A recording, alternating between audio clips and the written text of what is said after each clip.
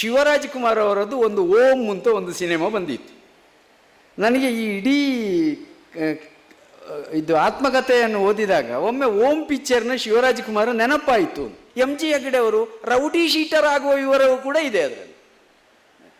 ಆಯಿತಾ, ಇದು ಅಲ್ಲಿಯ ಒಂದು ಸಂಗತಿ ಮತ್ತು ಇಲ್ಲಿಯ ಒಂದು ಸಂಗತಿ, ಇದರ ಮಿಕ್ಸ್ಚರ್ ಇದೆ ಅಲ್ಲ, ಅದು ಒಂದು ಅದ್ಭುತವಾದ ನೋಟ. ಅದು ಚಿಮಣಿ ದೀಪದಲ್ಲಿ ಓದಿದ ಬೆಳಕಿನ ಅನುಭವ ನಮ್ಮದು ಇರಬಹುದು, ಅದರ ಜೊತೆಗೆ ಇಲ್ಲಿ ಬರುವ ಚಿಮಿಣಿ ದೀಪ ಅಂತ ಹೇಳುವಂಥದ್ದು ಅದು ಒಂದು ಮೆಟಾಫರ್ ಆಗಿ, ಒಂದು ಹಣತೆಗೆ ಇರುವ ಪಾವಿತ್ರ್ಯತೆ ಅನ್ನುವಂಥದ್ದು ಚಿಮಿಣಿ ದೀಪಕ್ಕೆ ಇಲ್ಲ.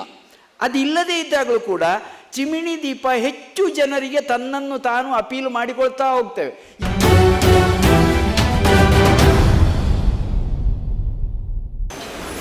ಈ ಸಭೆಯಲ್ಲಿ ಮಾಜಿ ಸಚಿವರಾದಂಥ ರಮನಾಥ್ ರೈ ಅವರು ಬಂದಿದ್ದಾರೆ. ಅವರನ್ನು ಸ್ವಾಗತಿಸಬೇಕು ಅಂತ ನನಗೆ ಹೇಳಿದರು. ಅವರ ಪರವಾಗಿ ಸ್ವಾಗತಿಸ್ತಾ ಇದ್ದೇನೆ.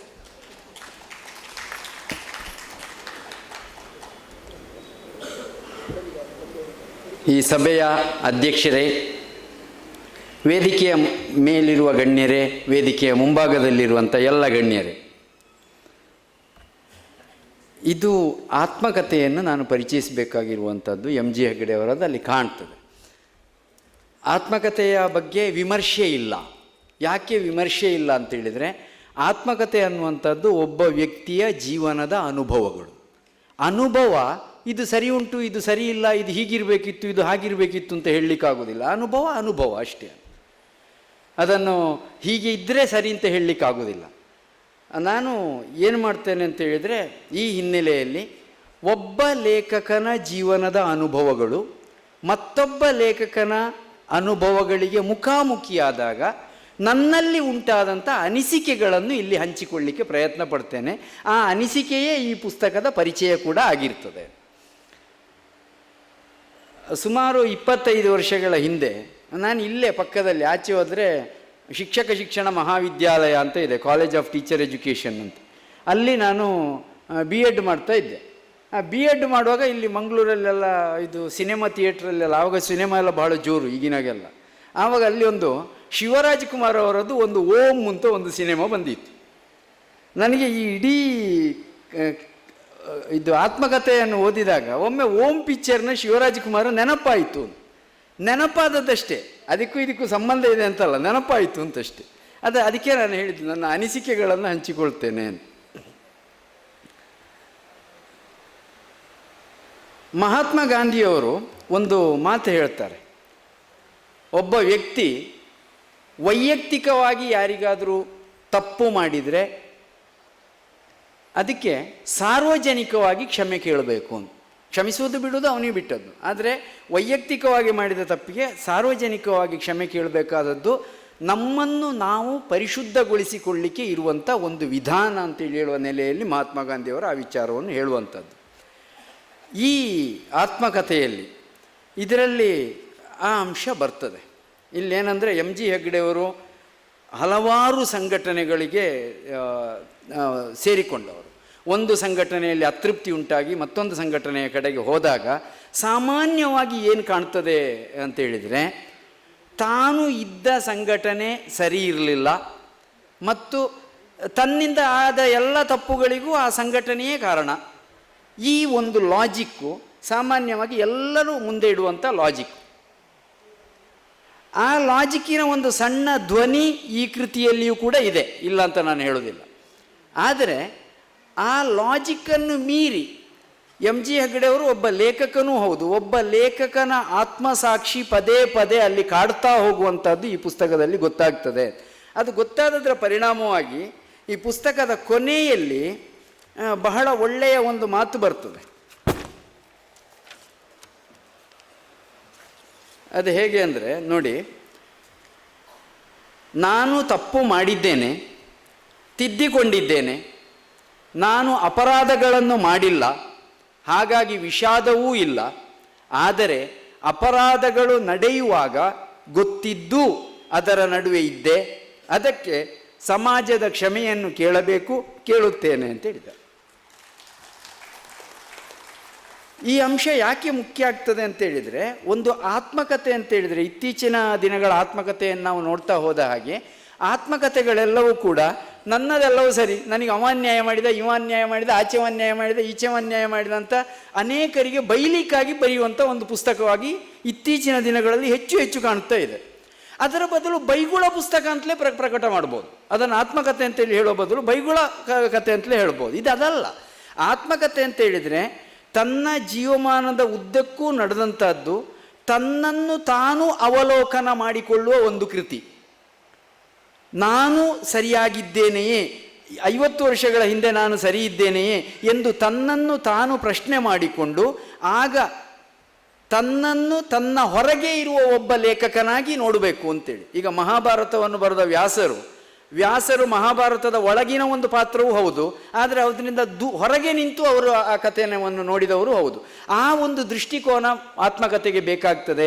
ಈ ದೃಷ್ಟಿಯಲ್ಲಿ ಮಹಾತ್ಮ ಗಾಂಧಿಯವರ ಎಕ್ಸ್ಪೆರಿಮೆಂಟ್ ವಿತ್ ಟ್ರುತ್ತಿಗೆ ಸರಿಸಮಾನವಾದಂಥ ಆತ್ಮಕಥೆಗಳೇ ನಾನು ಓದಲಿಲ್ಲ.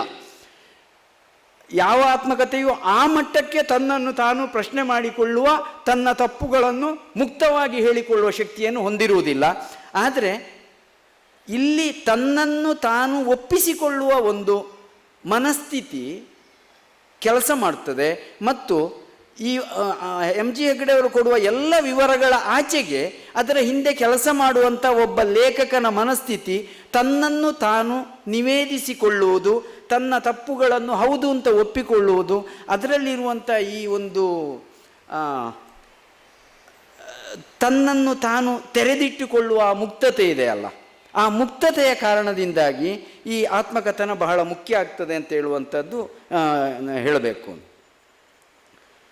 ಇನ್ನೊಂದು ಅಂಶ ಇದರಲ್ಲಿ, ಚಿಮಣಿ ಬೆಳಕಿನಿಂದ ಅಂತ ಪುಸ್ತಕದ ಹೆಸರಿದೆ. ಈ ಚಿಮಣಿ ಬೆಳಕಿನಿಂದ ಅಂತ ಹೇಳೋದು ಅನೇಕ ರೀತಿಯಲ್ಲಿ ಅದು ನಮ್ಮಲ್ಲಿ ಹಲವರಿಗೆ ನೆನಪಾಗ್ಬೋದು. ಯಾಕೆ ಅಂತೇಳಿದರೆ, ನಾನು ಸೆಕೆಂಡ್ BA ಓದುವವರೆಗೂ ಚಿಮಣಿ ದೀಪದಲ್ಲೇ ಓದಿದ್ದು. ನಿಮ್ಮಲ್ಲೂ ತುಂಬ ಜನ ಚಿಮಣಿ ದೀಪದಲ್ಲಿ ಓದಿದವರು ಇರ್ಬೋದು. ಅದು ನಮ್ಮ ಜೀವನದ ಒಂದು ಭಾಗವಾಗಿ ಬಂದಿದೆ. ಅಲ್ಲಿ ಒಂದು ಟ್ಯಾಗ್ ಲೈನ್ ಇದೆ, ಚಿಮಣಿ ಬೆಳಕಿನಿಂದ ಆತ್ಮಕಥೆ ಅಂತ ಆದ ಮೇಲೆ ನಿಮ್ಮದೂ ಇರಬಹುದು ಅಂತ ಇದೆ. ಈ ನಿಮ್ಮದೂ ಇರಬಹುದು ಅಂತ ಹೇಳೋದು, ಚಿಮಣಿ ದೀಪದಲ್ಲಿ ಓದಿದ ಬೆಳಕಿನ ಅನುಭವ ನಮ್ಮದೂ ಇರಬಹುದು.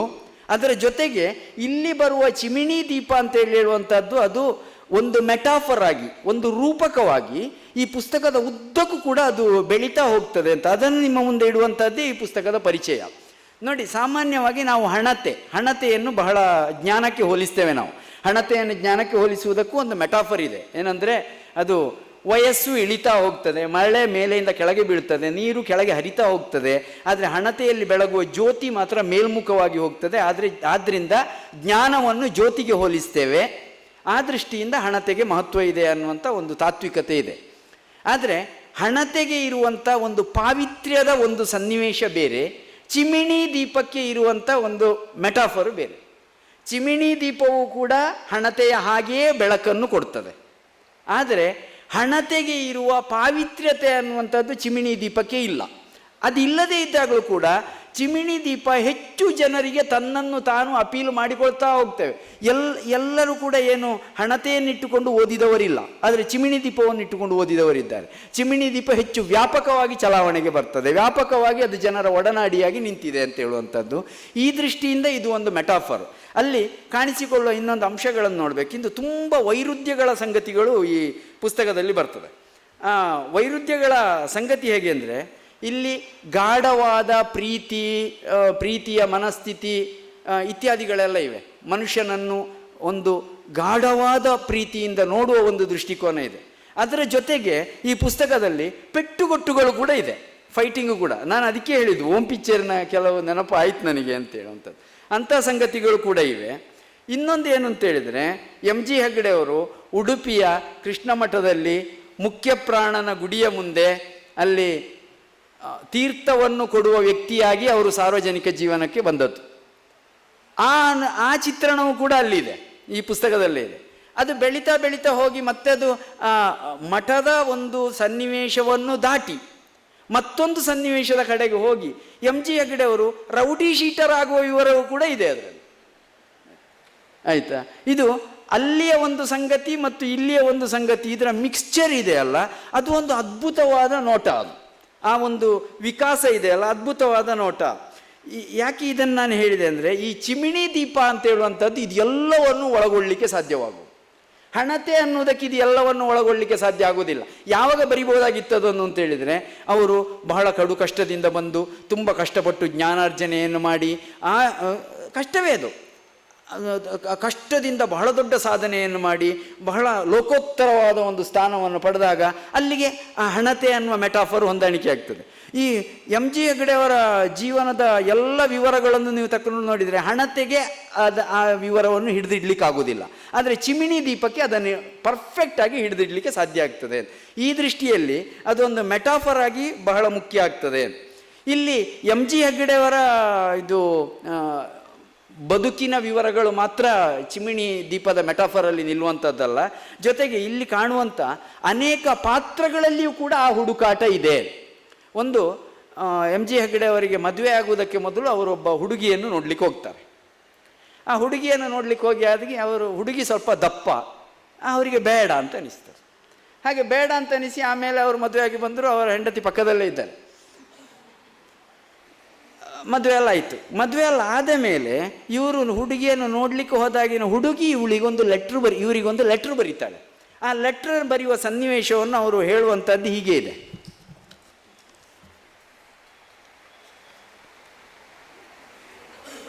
ಹೇಗೆ ಇದೆ ಅಂತ ಹೇಳಿದ್ರೆ ನೋಡಿ, ನಾನು ವಿವಾಹವಾಗಿ ಬಂದು 1-2 ತಿಂಗಳ ಮೇಲೆ ನನ್ನ ವಿಳಾಸಕ್ಕೆ ಪತ್ರ ಬಂದಿತ್ತು. ನಾನು ಈಗ ತೆಳ್ಳಗಾಗಿದ್ದೇನೆ, ನಿಮ್ಮನ್ನೇ ವರಿಸಲು ಇಷ್ಟಪಡುತ್ತೇನೆ ಎಂದು ಬರೆದಿದ್ದಳು. ಆ ಪತ್ರವನ್ನು ಆಗಷ್ಟೇ ಮದುವೆಯಾಗಿ ಬಂದಿದ್ದ ನನ್ನವಳ ಕೈಗೆ ಕೊಟ್ಟು ಕಥೆಯನ್ನು ಹೇಳಿದ್ದೆ. ಪಾಪ ಹುಡುಗಿ ಎಂದು ಅನಿಸಿತ್ತು. ಯಾಕೆಂದರೆ ನನ್ನ ಅಕ್ಕ ತಂಗಿಯರು ಇಂತಹ ನೋವುಗಳನ್ನು ಅನುಭವಿಸಿದ್ದರಲ್ಲ. ಅಷ್ಟೇ ಹೇಳಿ ಆ ವಿಚಾರವನ್ನು ನಿಲ್ಲಿಸ್ತಾರೆ ಅವರು. ಆದರೆ ಇದನ್ನು ಹೇಳುವ ಒಂದು ಸಂದರ್ಭ ಇದೆ ಅಲ್ಲ, ಅಲ್ಲಿ ಒಬ್ಬ ಹುಡುಗಿಯನ್ನು ನೆನಪು ಮಾಡಿಕೊಳ್ಳುವುದು, ವಿವಾಹಕ್ಕೆ ಬಯಸಿದ ಒಬ್ಬ ಹುಡುಗಿ ಅವರು ನೆನಪು ಮಾಡಿಕೊಳ್ಳುವುದು ಬಹುಶಃ ಬಹಳ ದೀರ್ಘ, ಸಾಮಾನ್ಯ ಒಂದು 25-30 ವರ್ಷ ಕ್ರಾಸ್ ಆಗಿದೆ. ಈಗ 30 ವರ್ಷ ಕ್ರಾಸ್ ಆದ ನಂತರವೂ ಅದು ನೆನಪಾಗಿ ಇಟ್ಟುಕೊಳ್ಬೇಕು ಅಂತೇಳಿ ಆದರೆ ಆ ನೆನಪನ್ನು ಹಿಡಿದಿಟ್ಟುಕೊಳ್ಳುವ ಒಂದು ಮನಸ್ಸು ಬೇಕು. ಆ ಮನಸ್ಸು ಎಲ್ಲಿ ಇದೆ ಅಂತ ಹೇಳಿದರೆ, ನನ್ನ ಅಕ್ಕ ತಂಗಿಯರು ಕೂಡ ಇಂಥದ್ದೇ ನೋವನ್ನು ಅನುಭವಿಸಿದ್ದರು ಅಂತೇಳಿ ಹೇಳುವ ವಿವರದಲ್ಲಿ ಅವರಿಗೆ ಅದನ್ನು ನೆನಪಾಗಿ ಉಳಿಸಿಕೊಳ್ಳಲಿಕ್ಕೆ ಅವರ ಕೈಯಲ್ಲಿ ಸಾಧ್ಯವಾಗಿದೆ ಅಂತೇಳಿ ಹೇಳುವಂಥದ್ದು ಒಂದು ಭಾಗ. ಎರಡನೇದು, ಆ ಹುಡುಗಿಯು ಕೂಡ ಒಂದು ಚಿಮಿಣಿ ದೀಪದ ಬೆಳಕನ್ನು ನಿರೀಕ್ಷಿಸುತ್ತಿರುವಂಥ ಹುಡುಗಿ. ಈ ಚಿಮಿಣಿ ದೀಪದ ನಿರೀಕ್ಷೆ ಅನ್ನೋದು ಅನೇಕರ ಬದುಕಿನ ಭಾಗಗಳಾಗಿ ಇದರಲ್ಲಿ ಕಾಣಿಸ್ತವೆ. ಆ ದೃಷ್ಟಿಯಲ್ಲಿ ಇದೊಂದು ರೂಪಕವಾಗಿ ಮಹತ್ವದ ಪುಸ್ತಕ ಆಗ್ತದೆ ಅಂತ ಹೇಳುವಂಥದ್ದು. ಇನ್ನೊಂದು ತುಂಬ ಚೆನ್ನಾಗಿದೆ, ಇನ್ನೊಂದು ಕೊಟೇಶನ್, ಅದು ಹವ್ಯಕ ಮಹಿಳೆಯರ ಬಗ್ಗೆ ಇರುವಂಥದ್ದು. ಇಲ್ಲಿ ಎಂ ಜಿ ಹೆಗ್ಡೆಯವರು ಹವ್ಯಕ ಸಮುದಾಯದಿಂದ ಬಂದವರು. ಭಾರತೀಯ ಸನ್ನಿವೇಶದಲ್ಲಿ ಪ್ರತಿಯೊಬ್ಬ ಮನುಷ್ಯನಿಯೂ ಕೂಡ ಒಂದು ಜಾತಿಯಿಂದ ಬಂದಿರ್ತಾನೆ. ನಾನು ಜಾತಿ ಅನ್ನೋ ಪದವನ್ನು ಬಳಸಿದ್ದೇನೆ, ವರ್ಣ ಅನ್ನೋ ಪದವನ್ನು ಅದಕ್ಕೆ ಪರ್ಯಾಯವಾಗಿ ತಗೊಳ್ಬಾರ್ದು. ವರ್ಣ ಅನ್ನುವುದು ಧರ್ಮದಿಂದಲೇ ಸೃಷ್ಟಿಯಾಗಿರುವಂಥದ್ದು, ಅದು 4 ಇರುವುದು. ಜಾತಿಗಳು 6000ದಿಂದ ಮೇಲೆ ಇದೆ. ಅದು ಸಾಮಾಜಿಕ ವಿಕಾಸದ ಪ್ರಕ್ರಿಯೆಯಲ್ಲಿ ರಚನೆಯಾಗಿರುವಂಥದ್ದು. ಅದು ಚೇಂಜ್ ಮಾಡಲಿಕ್ಕಾಗಲ್ಲ. ವರ್ಣವನ್ನು ಚೇಂಜ್ ಮಾಡ್ಬೋದು, ಜಾತಿಯನ್ನು ಚೇಂಜ್ ಮಾಡಲಿಕ್ಕಾಗೋದಿಲ್ಲ. ಇದು ಇದೆ. ಜಾತಿ ಇದ್ದು ಜಾತಿಯನ್ನು ಮೀರಿ ನಿಂತು ಯೋಚಿಸುವ ಒಂದು ಸ್ಥಿತಿ, ಜಾತಿಯನ್ನು ದಾಟಿ ನಿಂತು ಯೋಚನೆ ಮಾಡಿ ಜಗತ್ತನ್ನು ಸ್ವೀಕರಿಸುವ ಒಂದು ಸ್ಥಿತಿ, ಅದು ಜಾತ್ಯತೀತವಾದ ಸ್ಥಿತಿ. ಜಾತಿಯ ಇರುವಿಕೆಯನ್ನೇ ಪರಿಗಣಿಸಲಿಲ್ಲ ಅಂತಂದರೆ ಯಾವುದೇ ಕಾರ್ಯಗಳನ್ನು, ಅಭಿವೃದ್ಧಿ ಕಾರ್ಯಗಳನ್ನು ಅಥವಾ ಸಾಮಾಜಿಕ ಚಟುವಟಿಕೆಗಳನ್ನು ಮಾಡಲಿಕ್ಕೆ ಆಗಲ್ಲ. ಎಲ್ಲಿಗೆ ಸಪೋರ್ಟ್ ಮಾಡಬೇಕು, ಎಲ್ಲಿಗೆ ಸಪೋರ್ಟ್ ಮಾಡೋದು ಬೇಕಾಗಿಲ್ಲ ಅನ್ನೋದನ್ನು ಗುರುತಿಸಬೇಕಾದ್ರೂ ಒಂದು ಮಾನದಂಡ ಬೇಕಾಗ್ತದೆ. ಆದರೆ ಇಲ್ಲಿ ಇರುವಂಥದ್ದು ಜಾತ್ಯತೀತ ಅನ್ನುವುದು ಜಾತಿಯನ್ನು ದಾಟಿ ನಿಂತು ಯೋಚನೆ ಮಾಡುವ ಒಂದು ಮಾನಸಿಕ ಸ್ತರ. ಅದು ಅಧ್ಯಯನ ಮತ್ತು ಚಿಂತನೆಯಿಂದ ಬರುವಂಥದ್ದು. ಅದು ಹೆಗ್ಗಡೆಯವರ ಹತ್ರ ಇದೆ. ಆದರೆ ಅವರು ಕೂಡ ಒಂದು ಸಮುದಾಯದಿಂದಲೇ ಬೆಳೆದು ಬಂದಂಥ ವ್ಯಕ್ತಿತ್ವ. ಅದರಲ್ಲಿ ಕೆಲವು ವಿಷಯಗಳು, ಆ ಸಮುದಾಯದ ನಡವಳಿಕೆಗಳು ವ್ಯಕ್ತಿಯ ಮೇಲೆ ಪ್ರಭಾವ ಬೀರ್ತವೆ, ಕೆಲವು ಬೀರಲ್ಲ. ಕೆಲವನ್ನು ಬೀರದ ಮೇಲೆ ಮೀರಿ ನಿಲ್ಲಬೇಕಾಗ್ತದೆ. ಇನ್ನು ಕೆಲವು ಇದರಲ್ಲಿ ಬರುವಂಥ ವಿವರಗಳಲ್ಲಿ, ಹವ್ಯಕ ಸಮುದಾಯದ ವಿವರಗಳಲ್ಲಿ ಕೆಲವು ಈ ಕಥನದ ಜೊತೆಯಲ್ಲಿ ಬೆಳೆಯುತ್ತವೆ, ಕೆಲವು ವಿವರಗಳು ಕಥನದ ಜೊತೆಯಲ್ಲಿ ಬೆಳೆಯುವುದಿಲ್ಲ, ಅಲ್ಲೇ ಉಳ್ಕೊಳ್ತವೆ. ಅಂಥ ಅಂಶವನ್ನು ಹೇಳುವುದಕ್ಕಾಗಿ ಈ ಅಂಶವನ್ನು ನಾನು ಪ್ರಸ್ತಾಪ ಮಾಡಿದೆ. ಇದರಲ್ಲಿ ಭಾರಿ ಗಮ್ಮತ್ತಿರೋದು, ಹವ್ಯಕ ಮಹಿಳೆಯರನ್ನು ಕಂಡರೆ ಗುಡ್ಡೆಯಲ್ಲಿರುವ ಸೊಪ್ಪುಗಳಿಗೆ ಭಯ ಅಂತ. ಹವ್ಯಕ ಮಹಿಳೆಯರನ್ನು ಕಂಡರೆ ಗುಡ್ಡೆಯಲ್ಲಿರುವ ಸೊಪ್ಪುಗಳಿಗೆ ಭಯ. ಯಾಕೆ ಅಂತೇಳಿದರೆ, ಈಗ ನನಗೆ ನೆನಪಿದೆ ಅದು, ನನ್ನ ಬಾಲ್ಯದಲ್ಲಿ ಈ ಮರಗೆಣಸಿನ ಸೊಪ್ಪನ್ನೆಲ್ಲ ಹಾಕಿ ಕೊಡ್ತಿತ್ತು. ಊಟಕ್ಕೆ ಎಂಥದ್ದು ಇಲ್ಲ, ಬೇಕಾದಷ್ಟು ಅನ್ನ ಸಿಗುವುದಿಲ್ಲ, ಇದು ತಿಂಡಿ ಪದಾರ್ಥಗಳು ಸಿಗುವುದಿಲ್ಲ. ಅವಾಗೆಂತ ಮಾಡೋದು, ಇದನ್ನೆಲ್ಲ ಬೇಯಿಸಿ ಕೊಡೋದು. ಮರಗೆಣಸಿನ ಸೊಪ್ಪು ಬೇಯಿಸಿ ಕೊಡೋದು, ಸರೋಳಿ ಸೊಪ್ಪು ಅದನ್ನು ತಿನ್ನೋದು, ಸರೋಳಿ ಹಣ್ಣು, ಕೊಟ್ಟೆ ಹಣ್ಣು, ಕಾರೆ ಹಣ್ಣು, ಕೇಪಳ ಹಣ್ಣು ಇಂಥದ್ದನ್ನೆಲ್ಲ ತಿನ್ನೋದು. ಇಲ್ಲಿ ಅಡುಗೆ ಮಾಡುವಾಗಲೂ ಕೂಡ ಚಕ್ತೆ ಸೊಪ್ಪಿನ ಪಲ್ಯ, ಆಮೇಲೆ ಇಂಜಿರಿಕನದ್ದು ತಂಬುಳಿ, ಆಮೇಲೆ ಸಾಂಬ್ರಾಣಿಯದ್ದು ಇನ್ನೇನೋ ನೆರ್ಗಾಲೆ ಸೊಪ್ಪಿನ ಸಾರು ಇಂಥದ್ದೆಲ್ಲ ಮಾಡ್ತಾರೆ. ಅದು ಎಲ್ಲವನ್ನು ಒಟ್ಟು ಮಾಡಿ ಸಾಂದ್ರೀಕೃತಕರಣಗೊಳಿಸಿ ಅವರು ಒಂದೇ ಮಾತಲ್ಲಿ ಹೇಳ್ತಾರೆ, ಗುಡ್ಡೆಯಲ್ಲಿರುವ ಸೊಪ್ಪುಗಳಿಗೆ ಹವ್ಯಕ ಮಹಿಳೆಯರನ್ನು ಕಂಡ್ರೆ ನಮ್ಮನ್ನು ಎಲ್ಲಿ ತಕೊಂಡು ಹೋಗಿ ಸಾಂಬಾರು ಮಾಡಿಬಿಡ್ತಾರೋ ಅಂತೇಳಿ ಭಯ ಅಂತ. ಆ ಮೂಲಕ ಅವರು ಇಡೀ ಒಂದು ಸಮುದಾಯದ ಒಂದು ಅಡುಗೆಯ ಪದ್ಧತಿಯ ಪರಂಪರೆಯನ್ನು ಪರಿಚಯಿಸುವ ವಿಧಾನ ಇದೆಯಲ್ಲ, ಅದು ತುಂಬ ಚೆನ್ನಾಗಿದೆ ಅಂತೇಳಿ ಹೇಳುವಂಥದ್ದು. ಅದರ ಜೊತೆಗೆ ಈ ಹವ್ಯಕ ಸಮುದಾಯದ ಒಂದು ಲಕ್ಷಣ ಇದೆ. ಅದು ಹೇಗೆ ಅಂತೇಳಿದರೆ, ಎಷ್ಟೇ ಕಷ್ಟಗಳಿದ್ದರೂ ಕೂಡ ಬದುಕನ್ನು ಒಂದು ಸಂಭ್ರಮವಾಗಿ ಸ್ವೀಕರಿಸ್ತಾ ಹೋಗುದು. ರಾಮಕೃಷ್ಣ ಪರಮಹಂಸರು ಒಂದು ಕಡೆ ಅದನ್ನು ಹೇಳ್ತಾನೆ, ನೋವನ್ನು ಕೂಡ ಅನುಭವಿಸುವುದು ದೇಹದ ಜವಾಬ್ದಾರಿ ಅದು ಅಂತೇಳಿ. ಅದೇ ಹೇಗೆ ಅಂತೇಳಿದರೆ, ಈಗ ಒಬ್ಬನ ಹತ್ರ ಹೇಳಿದರೆ ಬಹುವಚನ ಬಳಸುವುದು ಭಾರಿ ಕಡಿಮೆ. ಬಾರ ಇತ್ಲಾಗಿ ಈ ಪಾತ್ರೆ ಇಡಿ ಅಂತೇಳಿ, ಆಯಿತಾ? ಇಲ್ಲ ಇದ್ರೆ ಅತ್ತಿಗೆ ಬತ್ತಿಯೇನೆ ಮನೆಗೆ ಹೊಪ್ಪ ಅಂತ. ಇವ ಏನು ಹೆಂಡತಿಯನ್ನು ಕರೀತಾ ಇದ್ದಾನೆ ಅಂತ ಅಂದ್ಕೊಳ್ಬೇಕು ಯಾರಾದರೂ ಗೊತ್ತಿಲ್ಲದವರು. ಆದರೆ ಅದೊಂದು ಆಪ್ತತೆಯಿಂದ ನಡೆಸುವಂಥ ಸಂಬೋಧನಾ ಕ್ರಮ ಅದು. ಆ ಒಂದು ಸಂಬೋಧನಾ ಕ್ರಮ ಒಂದು ಗಮ್ಮತ್ತಾಗಿ ಬದುಕುವ ಒಂದು ವಿಧಾನ ಇದೆಯಲ್ಲ, ಆ ವಿಧಾನ ಅಲ್ಲಿ ಇದೆ ಕಷ್ಟಗಳ ಜೊತೆಯಲ್ಲಿ. ಅದನ್ನು ಇವರು ಹೇಳ್ತಾರೆ ನೋಡಿ.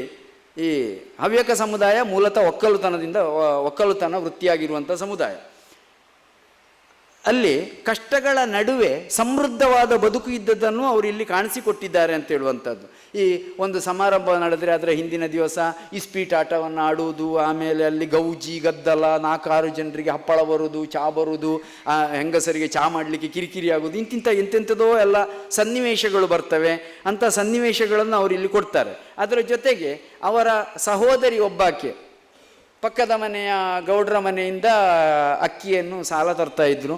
ಸಾಲ ಕೊಡ್ಲಿಕ್ಕಾಗದೇ ಇದ್ದರೆ ಅವರ ಮನೆಯಲ್ಲಿ ಕೂಲಿ ಕೆಲಸವನ್ನು ಮಾಡಿ ಆ ಸಾಲವನ್ನು ತೀರಿಸ್ತಾ ಇದ್ರು. ಆ ವಿವರವನ್ನು ಕೂಡ ಕೊಡ್ತಾರೆ ಅಂತ ಹೇಳೋದು. ಅಂದರೆ ಈ ಕಷ್ಟಗಳ ಜೊತೆಯಲ್ಲಿ ಬದುಕಿನ ಒಂದು ಸಮೃದ್ಧತೆಯನ್ನು ಕಾಣುವಂಥದ್ದಿದೆಯಲ್ಲ, ಅದು ಈ ಪುಸ್ತಕದ ಸ್ಪಿರಿಟು ಹೌದು. ಬಹುಶಃ ಅದು ಎಂ.ಜಿ. ಹೆಗ್ಗಡೆ ಅವರ ಸ್ಪಿರಿಟ್ ಆದದ್ರಿಂದಲೇ ಇದರಲ್ಲಿ ಬಂದಿದೆ ಅಂತ. ಬಹುಶಃ ಅಲ್ಲ, ಖಚಿತವಾಗಿ. ಯಾಕೆ ಅಂತ ಹೇಳಿದರೆ ಅಲ್ಲಿ ಇನ್ನೊಂದು ಉದಾಹರಣೆ ಬರ್ತದೆ. ಏನಂದರೆ, ಅವರು ಶಾಲೆಗೆ ಹೋಗ್ಲಿಕ್ಕೆ ಹಣ ಇಲ್ಲದೆ ಫೀಸಿಗೆ ದುಡ್ಡು ಕೇಳಲಿಕ್ಕೆ ಯಾರ ಹತ್ರ ಹೋಗ್ತಾರೆ. ಹೋಗುವಾಗ ಅವರಿಗೆ ಅವಮಾನ ಮಾಡಿ ಕಳಿಸ್ತಾರೆ. ಅವಮಾನ ಆಯಿತು ನನಗೆ ಅಂತ ಹೇಳ್ತಾರೆ. ಹಾಗೆ ಅವರ ಸಹೋದರಿ ಒಂದು ಕೂಲಿ ಕೆಲಸವನ್ನು ಮಾಡಿ ಸಾಲವನ್ನು ತೀರಿಸಬೇಕಾಯಿತು ಅನ್ನೋದು ಹೇಳ್ತಾರೆ. ಅವರ ಸಹೋದರ ಇಲ್ಲೇ ಇದ್ದಾರೆ, ಅವರ ಬಗ್ಗೆಯೂ ಹೇಳ್ತಾರೆ. ಅವರ ಎಲ್ಲ ಸಹೋದರಿಯರ ಬಗ್ಗೆ, ತಾಯಿಯ ಉಬ್ಬಸ, ತಂದೆಯ ಸಂಕಷ್ಟಗಳು, ಇದೆಲ್ಲವನ್ನು ಹೇಳ್ತಾರೆ. ಅದು ಎಲ್ಲವನ್ನು ಹೇಳುವಾಗ ಇದು ಎಲ್ಲ ಫ್ಯಾಕ್ಟ್ ಈಸ್ ಫ್ಯಾಕ್ಟ್ ಅನ್ನುವಂಥ ಒಂದು ದೃಷ್ಟಿಕೋನ ಇದೆಯೇ ಹೊರತು ಸ್ವಾಮರುಕ ಇಲ್ಲ.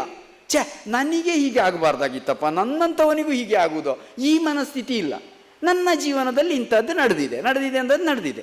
ಆ ಒಂದು ನಿರ್ಲಿಪ್ತತೆಯನ್ನು ಈ ಪುಸ್ತಕ ಕಾಯ್ದುಕೊಂಡು ಹೋಗ್ತದೆ ಅಂತ ಹೇಳೋದು, ಇದು ಒಬ್ಬ ಲೇಖಕನಿಗೆ ಇರಬೇಕಾದ ಡಿಟ್ಯಾಚ್ಡ್ ಮೆಂಟ್ಯಾಲಿಟಿ. ತನ್ನ ಬದುಕಿನ ಜೊತೆಯೇ ಡಿಟ್ಯಾಚ್ಡ್ ಆಗಿರುವಂಥ ಒಂದು ಗುಣಧರ್ಮ ಈ ಪುಸ್ತಕದಲ್ಲಿ ಇದೆ ಅಂತ ಹೇಳುವಂಥದ್ದು. ಎಂ.ಜಿ. ಹೆಗ್ಗಡೆ ಅವರು ಆಮೇಲೆ ಅವರು ಏನೇನೋ ಎಲ್ಲ ಆಗಿದ್ದಾರೆ. ವಿದ್ಯಾರ್ಥಿ ಸಂಘದ ಚುನಾವಣೆಗೆ ಸ್ಪರ್ಧಿಸಿದ್ದಾರೆ. ಗೂಂಡಾಗಿರಿ ಮಾಡ್ತಾ ಇರೋವನ ಜೊತೆಯಲ್ಲಿ ಫೈಟಿಂಗ್ ಮಾಡಿ ಗೂಂಡಾಗಿರಿಯನ್ನು ಮಟ್ಟ ಹಾಕಿದ್ದಾರೆ. ಆಮೇಲೆ ಇದು ರಾಷ್ಟ್ರೋತ್ಥಾನ ಸಾಹಿತ್ಯದಲ್ಲಿ ಅವರು ಪುಸ್ತಕವನ್ನು ಬರೆದಿದ್ದಾರೆ. ಆ ಪುಸ್ತಕ ಬೇರೆಯವರ ಹೆಸರಿನಲ್ಲಿ ಪ್ರಕಟ ಆಯಿತು. ಅದರಿಂದ ಅವರಿಗೆ ಬೇಜಾರಾಯಿತು. ಆಮೇಲೆ ಅಲ್ಲಿಂದ ಈಚೆಗೆ ಬಂದಿದ್ದಾರೆ. ಆಮೇಲೆ ಹಿಂದುತ್ವದ ಸಂಘಟನೆಯಲ್ಲಿ ಸೇರಿಕೊಂಡು ಕೆಲಸ ಮಾಡಿದ್ದಾರೆ. ಯುವ ಸೇನೆಯನ್ನು ಮಾಡಿದ್ದಾರೆ. ನಂತರ ಸೆನೆಟಿನ ಸದಸ್ಯರಾಗಿದ್ದಾರೆ, ಸಿಂಡಿಕೇಟಿನ ಸದಸ್ಯರಾಗಿದ್ದಾರೆ. ಜೆರಾಕ್ಸ್ ಮಿಷನ್ಗಳನ್ನು ಮಾರಾಟ ಮಾಡುವ ಜೆರಾಕ್ಸ್ ಮಿಷನ್ನ ವ್ಯಾಪಾರವನ್ನು ಮಾಡಿದ್ದಾರೆ. ಬಂದು ಮಾಡುವುದು, ಬಂದು ಮಾಡಿಸುವುದು, ಕೇಸ್ ಹಾಕಿಸಿಕೊಳ್ಳುವುದು, ಕೇಸ್ ತೆಗೆಸುವುದು, ಕೇಸ್ ಹಾಕುವುದು, ಇಂತಿಂಥ ಅನೇಕವಾದ ಒಂದು ತುಂಬ ವಿವರಗಳನ್ನು ಒಳಗೊಳ್ತದೆ. ಅದು ಈ ತುಂಬ ವಿವರಗಳೆಲ್ಲ ಒಳಗೊಂಡು ಅದು ಒಂದು ಚಿಮಿಣಿ ದೀಪದ ರೂಪಕದಲ್ಲೇ ನಿಲ್ತದೆ ಅಂತ, ಎಲ್ಲವೂ ಅದರಲ್ಲಿ ನಿಲ್ತದೆ ಅಂತ ಇಂಥದ್ದೆಲ್ಲ ಬರ್ತವೆ. ಅದರ ಜೊತೆಗೆ ಅವರು ಅಂಕಣಕಾರರೂ ಹೌದು, ಭಾಷಣಕಾರರೂ ಹೌದು, ನಂತರ ಕತೆಗಾರರೂ ಹೌದು, ಕವಿತೆಗಳನ್ನು ಬರೆದಿದ್ದಾರೆ, ಈಗಾಗ ಹಾಡಿದ್ದಾರೆ ಇಲ್ಲಿ. ಅದರ ಜೊತೆಗೆ ಯಾರೋ ಮಾಡಿದ ವಂಚನೆಗೆ ತಾನು ಜವಾಬ್ದಾರಿಯನ್ನು ವಹಿಸಿಕೊಂಡು ಅದಕ್ಕೆ ಉತ್ತರವನ್ನು ಕೊಡಬೇಕಾದಂಥ ಪರಿಸ್ಥಿತಿಯನ್ನು ಕೂಡ ಅವರು ಎದುರಿಸಿದ್ದಾರೆ. ಇದು ಎಲ್ಲವೂ ಕೂಡ ಬದುಕಿನಲ್ಲಿ ಚಿಮಣಿ ಬೆಳಕಿನ ಹುಡುಕಾಟದ ಭಾಗವಾಗಿಯೇ ನಡೆದಿರುವಂಥದ್ದು ಅಂತೇಳಿ ಹೇಳುವಂಥದ್ದು. ಇಲ್ಲಿ ಇದೆಲ್ಲ ಈ ಇಡೀ ಕೃತಿಯನ್ನು ಸಾಂದ್ರೀಕರಿಸಿ ಒಂದು 3 ಅಂಶಗಳಲ್ಲಿ ನಾನು ಕೊನೆಗೊಳಿಸಲಿಕ್ಕೆ ಬಯಸ್ತೇನೆ. ಒಂದು, ಎಂ ಜಿ ಹೆಗ್ಗಡೆಯವರ ಬದುಕಿನ ಒಂದು ಮಹತ್ತರವಾದ ಬೆಳವಣಿಗೆ, ಒಟ್ಟು 3 ನಾನು ಗುರುತಿಸಿದ್ದೇನೆ.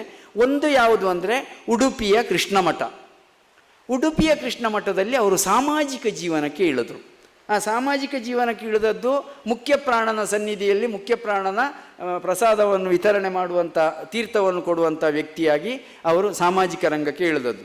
ಹಾಗೆ ಸಾಮಾಜಿಕ ರಂಗಕ್ಕೆ ಇಳಿದವರು ಮತ್ತೆ ಮುಂದುವರಿತಾ ಯಾವ್ಯಾವುದೋ ಕ್ಷೇತ್ರಕ್ಕೆ ಹೋಗಿ ಅದು ಎಲ್ಲಿಯವರೆಗೆ ಹೋಯಿತು ಅಂತೇಳಿ ಹೇಳಿದರೆ ಭೂಗತ ಪಾತಕ ಲೋಕಕ್ಕೆ ಎಂಟ್ರಿ ಕೊಡುವವರೆಗೂ ಹೋಯಿತು. ಇನ್ನೇನು ಅಲ್ಲಿ ಒಳಗೆ ನುಗ್ಗಬೇಕು ಅಂತ ಹೇಳುವಾಗ ಅಲ್ಲಿಂದ ಕಳಚಿಕೊಂಡು. ಇದು ಒಂದು ಫೇಸ್.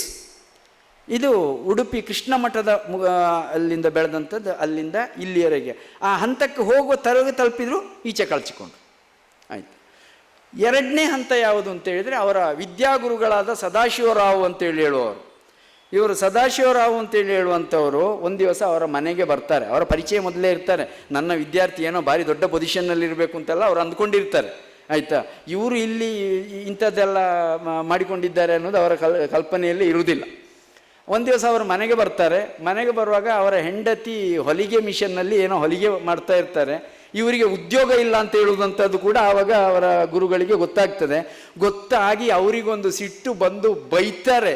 ಯಾವ ಲೆವೆಲಿಗೆ ಬೈತಾರೆ ಅನ್ನೋದನ್ನು ಎಂ ಜಿ ಹೆಗ್ಗಡೆಯವರ ಮಾತಿನಲ್ಲೇ ಹೇಳ್ಬೋದು. ಅವರು ಹೀಗೆ ಹೇಳ್ತಾರೆ: ಅವರ ಒಂದೊಂದು ಮಾತು ನನ್ನನ್ನು ಪೆಟ್ಟಿಷ್ಟು, ಹಿಂದೂ ಧರ್ಮದ ನಾಯಕ, ಬೆಂಕಿ ಭಾಷಣಕಾರ ಎಂಬ ಎಲ್ಲ ಭ್ರಮೆಗಳನ್ನು ಹೊಡೆದು ನೆಲಕ್ಕೆ ಉರುಳಿಸುತ್ತಿತ್ತು. ಸದಾ ಉಬ್ಬುತ್ತಿದ್ದ ಎದೆ ತಣ್ಣಗೆ ಸಣ್ಣಗಾದಂತೆ ಅನಿಸಿತು. ಅಮಲು ಏರಿದವನಿಗೆ ಸರಿಯಾಗಿ ಹುಳಿ ಮಜ್ಜಿಗೆಯನ್ನು ಕುಡಿಸಿದಂತಿತ್ತು. ಆ ದಿವಸ ಈ ಕ್ಷಣಕ್ಕೆ ಇದೆಲ್ಲವನ್ನೂ ಬಿಟ್ಟೆ ಅಂತೇಳಿ ಅವರು ಗುರುಗಳಿಗೆ ಮಾತು ಕೊಡ್ತಾರೆ. ಆ ಕ್ಷಣಕ್ಕೆ ಅವರು ಅದೆಲ್ಲವನ್ನೂ ಬಿಡ್ತಾರೆ ಕೂಡ. ಬಿಟ್ಟೆ ಅಂತ ಹೇಳೋದು ಮಾತ್ರ ಅಲ್ಲ, ಬಿಡ್ತಾರೆ ಕೂಡ. ಹಾಗೆ ಬಿಟ್ಟ ನಂತರ ಮತ್ತೆ ಅವರು ಈ ರೌಡಿಸಮ್ಮು ಅಥವಾ ಬೇಡದೇ ಇರುವಂಥದ್ದು ಇತ್ಯಾದಿ ನೋಡಿ, ಇದರಲ್ಲಿ ಒಂದು ಘಟನೆ ಬರ್ತದೆ. ಅದು ಹೇಳೋದು ತುಂಬ, ಅದನ್ನು ಹೇಳಿಕೊಳ್ಳೋದು ಬಹಳ ಕಷ್ಟ. ಅವರು ಚರ್ಚಿನ ಮೇಲೆ ದಾಳಿ ಮಾಡಿದಂಥ ಘಟನೆಯನ್ನು ಅವರು ಬರ್ಕೊಳ್ತಾರೆ. ನಾನು ಇಂಥದ್ದನ್ನು ಮಾಡಿದ್ದೇನೆ ಅಂತೇಳಿ ಬರೀತಾರೆ. ಮತ್ತು ಅದನ್ನು ನಾನು ಮಾಡಿದ ತಪ್ಪು ಅಂತಲೂ ಹೇಳ್ತಾರೆ. ಅವರು ತಪ್ಪು ಅಂತಲೇ ಒಪ್ಪಿಕೊಳ್ತಾರೆ. ಸರಿಯಲ್ಲ, ಅದು ತಪ್ಪು ಅಂತಲೇ ಒಪ್ಕೊಳ್ತಾರೆ. ಅದನ್ನು ಮುಕ್ತವಾಗಿ ಹೇಳಿಕೊಳ್ತಾರೆ ಅಂತೇಳಿ ಹೇಳುವಂಥದ್ದು. ಆ ಲೆವೆಲಿಗೆ ಇದ್ದಂಥ ಮನುಷ್ಯ ನಾನು ಇನ್ನು ಇದೆಲ್ಲವನ್ನು ಬಿಟ್ಟು ಬಿಡ್ತೇನೆ ಅಂತ ಹೇಳುವಾಗ ಮಾಡಿದ್ದು ಒಬ್ಬ ಅಧ್ಯಾಪಕ. ಅವರ ಅಧ್ಯಾಪಕರು ಅದನ್ನು ಮಾಡಿದರು. ನೆಕ್ಸ್ಟ್ 3rd ಫೇಸಲ್ಲಿ ಇನ್ನು 3ನೇದು ಬಹಳ ಮುಖ್ಯವಾದಂಥದ್ದು. ಇವರು ಒಂದು ಸಂಘಟನೆಗಳ, ಅವರು ಇದ್ದ ಹಿಂದೂ ಸಂಘಟನೆಯ ಕುರಿತಾಗಿ ಅವರು ಒಂದು ಮಾತು ಹೇಳ್ತಾರೆ.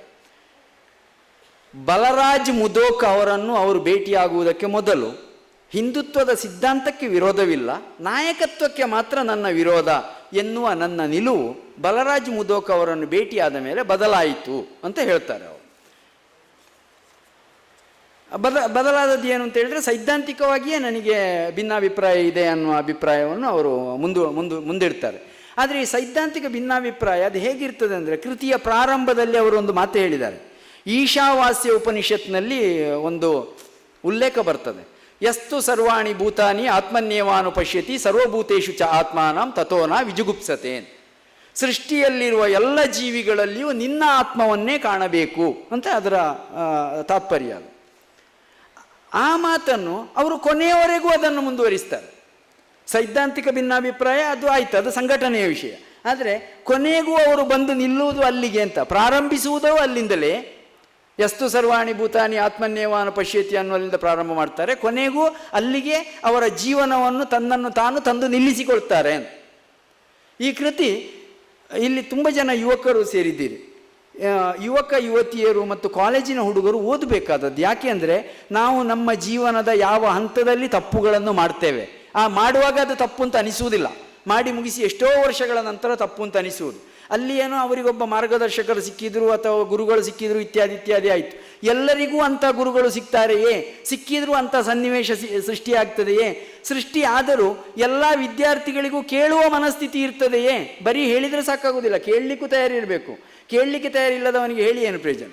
ಕೃಷ್ಣ ಭಗವದ್ಗೀತೆಯನ್ನು ಬೋಧಿಸಿದ್ದು ಅರ್ಜುನನಿಗೆ, ದುರ್ಯೋಧನಿಗೆ ಬೋಧಿಸಲಿಲ್ಲ. ಅವನು ಕೇಳಲಿಕ್ಕೆ ತಯಾರಿಲ್ಲ, ಮತ್ತೆ ಬೋಧಿಸುವುದಿಲ್ಲ. ಕೇಳಲಿಕ್ಕೆ ತಯಾರಿರಬೇಕು.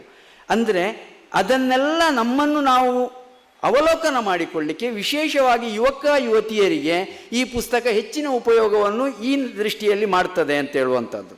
ನೆಕ್ಸ್ಟು ಮೂರನೆಯದಾಗಿ ಗುರುತಿಸಬೇಕಾದದ್ದು ಏನು ಅಂತೇಳಿದರೆ, ಅವರು ಮಾನ್ಯ ಜನಾರ್ದನ ಪೂಜಾರಿಯವರ ಸಂಪರ್ಕಕ್ಕೆ ಬರ್ತಾರೆ. ಅವರು ತನಗೆ ಯಾರೂ ಸಪೋರ್ಟರ್ಸ್ ಇಲ್ಲ ಅಂತ ಹೇಳುವ ಸಂದರ್ಭದಲ್ಲಿ ಅವರು ಸಪೋರ್ಟನ್ನು ಮಾಡ್ತಾರೆ. ಅವರ ಧಾರ್ಮಿಕ ಹಿನ್ನೆಲೆ ಇತ್ಯಾದಿಗಳು, ಅವರ ಚಿಂತನೆಗಳು ಇತ್ಯಾದಿಗಳಿಂದ ಪ್ರಭಾವಿತರಾಗ್ತಾರೆ. ಅದು ಅವರ ಮೂರನೇ ಫೇಸ್. ಆ ಮೂರನೇ ಫೇಸ್ ಅಂತ ಹೇಳಿದರೆ ಮೂರನೇ ಹಂತ ಅಂತ. ಫೇಸ್ ನಾನು ಮುಖ ಅಂತ ಹೇಳಿದ್ದಲ್ಲ, PHAS ಹೇಳಿದ್ದು ನಾನು, FACE ಅಲ್ಲ. ಯಾಕೆಂದರೆ ಅದು ಸ್ಪೆಲ್ಲಿಂಗ್ ಮಿಸ್ಟೇಕ್ ಆದರೂ ಅರ್ಥ ಬೇರೆ ಆಗ್ತದೆ. ಅರ್ಥ ಬೇರೆ ಆದರೆ ಅದಕ್ಕೆ ಬೇರೆ ವ್ಯಾಖ್ಯಾನಗಳು ಹುಟ್ಟಿಕೊಳ್ತವೆ. ಆದ ಕಾರಣ ನಾನು ಅದನ್ನು ಹೇಳಿ, ಮೂರನೇ ಹಂತದಲ್ಲಿ ಅವರು ಇವತ್ತು ಏನಾಗಿದ್ದಾರೆ, ಆ ರೀತಿಯ ಒಂದು ವ್ಯಕ್ತಿತ್ವ ರೂಪುಗೊಳ್ಳುವುದರ ಹಿಂದೆ ಜನಾರ್ದನ ಪೂಜಾರಿಯವರ ಜೊತೆಗಿನ ಸಂವಾದಗಳು, ಅವರ ಜೊತೆಗಿನ ಮಾತುಕತೆಗಳು, ಅವರ ಸಪೋರ್ಟು, ಅವರ ಜೀವನ ಕ್ರಮದ ಅವಲೋಕನ ಇತ್ಯಾದಿಗಳೆಲ್ಲ ಇದೆ. ಅಂದರೆ ಬ್ರಹ್ಮಶ್ರೀ ನಾರಾಯಣ ಗುರುಗಳ ಅನುಯಾಯಿಗಳವರು. ಪರೋಕ್ಷವಾಗಿ ಅದರ ಪ್ರಭಾವವು ಕೂಡ MG ಹೆಗ್ಡೆಯವರ ಮೇಲೆ ಆಗಿದೆ ಅನ್ನುವಂಥದ್ದನ್ನು ಈ ಪುಸ್ತಕ ಹೇಳ್ತದೆ. ಇಲ್ಲಿ ಒಂದು ನಾನು ಮಾತು ಹೇಳಬೇಕೇನು ಅಂತೇಳಿದರೆ, MG ಹೆಗ್ಡೆ ಅವರು ಹೇಳಿದ ಎಲ್ಲ ಸತ್ಯಗಳನ್ನು ಹೇಳಿದ್ದಾರೆ ಅಂತ ನಾನು ಹೇಳುವುದಿಲ್ಲ. ಕೆಲವು ಸತ್ಯಗಳನ್ನು ಕೆಲವರಿಗೆ ಹೇಳಲಿಕ್ಕೆ ಆಗುವುದಿಲ್ಲ. ಯಾಕೆಂದರೆ ಎಲ್ಲರೂ ಮಹಾತ್ಮ ಗಾಂಧಿ ಆಗಿರುವುದಿಲ್ಲ, ಅದು ಅವರಿಗೆ ಮಾತ್ರ ಸಾಧ್ಯ. ನಾನು ಇದು ತಂದೆ ಬೆಡ್ ರಿಡನ್ ಆಗಿ ಸಾವಿನ ಮರಣಶಯ್ಯೆಯಲ್ಲಿರುವಾಗ ನಾನು ಕಾಮುಕತನದಿಂದ ವರ್ತಿಸಿದ್ದೆ ಅಂತೇಳಿ ಬರ್ಕೊಳ್ಳಿಕ್ಕೆ ಅದು ಮಹಾತ್ಮ ಗಾಂಧಿಯವರಿಗೆ ಮಾತ್ರ ಆಗುವುದು, ಎಲ್ಲರಿಗೂ ಸಾಧ್ಯ ಆಗುವುದಿಲ್ಲ. ಇದು ಎಲ್ಲ ಸತ್ಯಗಳನ್ನು ಹೇಳಿರಲಾರರು, ಗೊತ್ತಿಲ್ಲ, ಅದನ್ನು ಅವರೇ ಹೇಳಬೇಕು, ಬೇರೆಯವರು ಹೇಳಲಿಕ್ಕಾಗೋದಿಲ್ಲ. ಆದರೆ ಇದರಲ್ಲಿ ಹೇಳಿರುವಂಥದ್ದೆಲ್ಲ ಸತ್ಯವೇ, ಅದರಲ್ಲಿ ಡೋಂಗಿ ಮಾಡಲಿಲ್ಲ, ಅದು ಬಹಳ ಮುಖ್ಯವಾದದ್ದು ಅಂತೇಳಿ. ಹೇಳಿದ ವಿಷಯಗಳೆಲ್ಲವೂ ಸತ್ಯವೇ, ಅದು ರೈಟಿಂಗ್ ಸ್ಟೈಲನ್ನು ಓದುವಾಗ ಗೊತ್ತಾಗ್ತದೆ. ಇಷ್ಟನ್ನು ತನ್ನ ತಪ್ಪುಗಳನ್ನು ಮುಕ್ತವಾಗಿ ಹೇಳಬೇಕಾದ್ರೆ ಒಂದು ಅಗಾಧವಾದ ಮಾನಸಿಕ ಶಕ್ತಿ, ನೈತಿಕ ಶಕ್ತಿ, ಧೈರ್ಯ ಬೇಕು. ಅದು ಯಾವಾಗ ಆಗ್ತದೆ ಅಂದರೆ, ಈ ಭಗವದ್ಗೀತೆಯಲ್ಲಿ ಒಂದು ಮಾತು ಬರ್ತದೆ, ಲಿಪ್ಯತೇನ ಸ ಪಾಪೇನ ಪದ್ಮಪತ್ರಮಿವಾಂಬಸ ಅಂತೇಳಿ. ಪಾಪಗಳಿಂದ ದೂರವಾಗಬೇಕು ಅಂತೇಳಿ ಆದರೆ, ಅಥವಾ ವ್ಯಕ್ತಿಯೊಂದು ಒಬ್ಬ ಬದುಕಬೇಕು ಅಂತಾದರೆ ಆ ಬದುಕನ್ನು ಹೇಗೆ ಬದುಕಬೇಕು ಅಂತೇಳಿ ಹೇಳೋದನ್ನು ವಿವರಣೆ ಕೊಡ್ತಾ ಬರುವಂಥದ್ದು. ಪದ್ಮಪತ್ರಮಿವಾಂಬಸ ಅಂತೇಳಿದರೆ ತಾವರೆ ಎಲೆ ನೀರಿನಲ್ಲೇ ಇದ್ದರೂ ಹೇಗೆ ನೀರನ್ನು ಅಂಟಿಸಿಕೊಳ್ಳುವುದಿಲ್ಲವೋ ಆ ರೀತಿಯಲ್ಲಿ ಇರಲಿಕ್ಕೆ ಸಾಧ್ಯ ಆಗಬೇಕು ಅಂತೇಳಿ. MG ಹೆಗ್ಡೆಯವರು ಅವರ ಬದುಕಿನ ಇಡೀ ಉದ್ದವನ್ನು, ಇದುವರೆಗಿನ ಉದ್ದವನ್ನು ಗಮನಿಸಿ, ಆ ಗಮನಿಸಿದ ಎಲ್ಲ ವಿಷಯಗಳನ್ನು ಬಹುಶಃ ಕೊನೆಯ ಹಂತದ ಕೆಲವು ಭಾಗಗಳನ್ನು ಬಿಟ್ಟರೆ, ಬಹುಶಃ ಇತ್ತೀಚಿನ 1-2 ವರ್ಷಗಳ ಕುರಿತಾದ ಅವರ ಬದುಕಿನ ವಿವರ ಅವರು ಕೊಟ್ಟದ್ದು ಆ ರೀತಿಯ ಡಿಟ್ಯಾಚ್ಡ್ ಮೆಂಟ್ಯಾಲಿಟಿಯಲ್ಲಿ ಇದೆ ಅಂತ ನನಗೆ ಅನಿಸಲಿಲ್ಲ. ಇತ್ತೀಚಿನ 1-2 ವರ್ಷಗಳ ಬೆಳವಣಿಗೆಯ ವಿಚಾರ, ಅಲ್ಲಿಯವರೆಗಿನದ್ದು ಒಂದು ಡಿಟ್ಯಾಚ್ಡ್ ಆಗಿ ತಾನು ದೂರದಲ್ಲಿ ನಿಂತು ಅವ ಹೀಗೆಲ್ಲ ಮಾಡಿದ್ದಾನೆ ಹೌದಾ ಅಂತೇಳಿ ತನ್ನನ್ನು ತಾನೇ ಹೇಳಿಕೊಳ್ಳುವ ಆ ನಿರ್ಭೀತವಾದಂಥ ಒಂದು ಶಕ್ತಿ ಈ ಕೃತಿಗೆ ಪ್ರಾಪ್ತವಾಗಿದೆ. ಈ ಕೃತಿಯಲ್ಲಿ ಇರುವಂಥ ಪ್ರಾಮಾಣಿಕತೆಗಾಗಿ ಈ ಪುಸ್ತಕವನ್ನು ಓದಬೇಕು ಅಂತೇಳಿ. ಇಲ್ಲಿ ಈ ಸಭೆಯಲ್ಲಿ ಒಂದು ಬೃಹತ್ತಾದಂಥ ಸಭೆಯೇ ಇದು, ಮಂಗಳೂರಿನ ಮಟ್ಟಿಗೆ ಸಾಹಿತ್ಯ ಕಾರ್ಯಕ್ರಮಕ್ಕೆ ಬೃಹತ್ತಾದಂಥ ಸಭೆ. ಈ ಬೃಹತ್ತಾದಂಥ ಸಭೆ MG ಹೆಗ್ಡೆಯವರ ಕಾರಣಕ್ಕಾಗಿಯೇ ಬಂದಿದ್ದಾರೆ ಅನ್ನುವಂಥದ್ದು ನನಗೆ ಗೊತ್ತಿದೆ. ಗಾಂಧಿ ವಿಚಾರ ವೇದಿಕೆಯ ಕಾರಣಕ್ಕಾಗಿ ಬಂದದ್ದು ಅಲ್ಲ, ಅಥವಾ ಸಾಹಿತ್ಯಕ ಆಸಕ್ತಿಯಿಂದಲೇ ಎಲ್ಲರೂ ಬಂದರು ಅಂತಲೂ ನಾನು ಅಂದ್ಕೊಂಡಿಲ್ಲ. ಆದರೆ ಈ ಸಭೆ ಮುಂದೆ ಸಾಹಿತ್ಯಕ ಆಸಕ್ತಿಯ ಸಭೆಯಾಗಿ ಬೆಳೆಯಲಿ ಅಂತ ನಾನು ಬಯಸ್ತೇನೆ. ಹಾಗೆ ಬಯಸ್ತಾ ನನ್ನ ಮಾತುಗಳನ್ನು ಕೇಳಿದ ಎಲ್ಲರಿಗೂ ವಂದಿಸಿ ನನ್ನ ಮಾತುಗಳನ್ನು ಮುಗಿಸ್ತೇನೆ. ನಮಸ್ಕಾರ.